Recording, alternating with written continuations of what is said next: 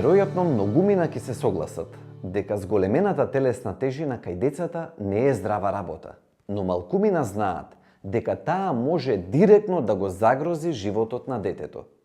При тоа не мислам на долгорочните последици по здравието, како што е зголемениот ризик за развој на диабет или на срцева болест, подоцна во животот.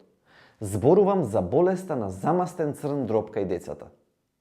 Болеста на замастен црн дроб подразбира спектар на нарушувања, кои го зафаќаат црниот дроб и се карактеризираат со насобирање масти во клетките на црниот дроб, а може да прерасне во стеатохепатитис, фиброза и цироза.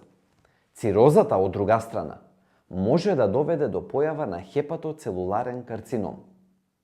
Раното препознавање на оваа болест е проблем. Таа вообичаено е тивка и не дава лесно препознатливи симптоми, но постојат неколку едноставни работи кои може да го најават нејзиното присуство. Најважно, ако детето е со прекумерна телесна тежина, треба да се направи едноставен тест за црнодробни ензими во крвта. Клучот на терапијата се промените во животниот стил кај детето. Тоа подразбира промени во исхраната и засилена физичка активност. Се смета дека со намалување од 10% од телесната тежина доаѓа до значително подобрување на состојбата на црниот дроб.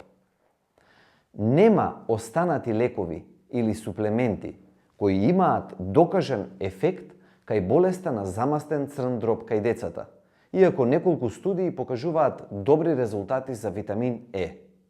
За крај, вреди да се потсетиме дека зголемената телесна тежина кај децата е сериозен проблем кој може да има несогледливи последици по нивното здравје. Здравата храна и физичката активност се единствен лек за оваа состојба и секој напор на родителите во оваа насока е оправдан и корисен. Запомнете, за возрастни 30 минути, а кај деца 60 минути физичка активност на ден. И без газирани сокови, и премногу благо.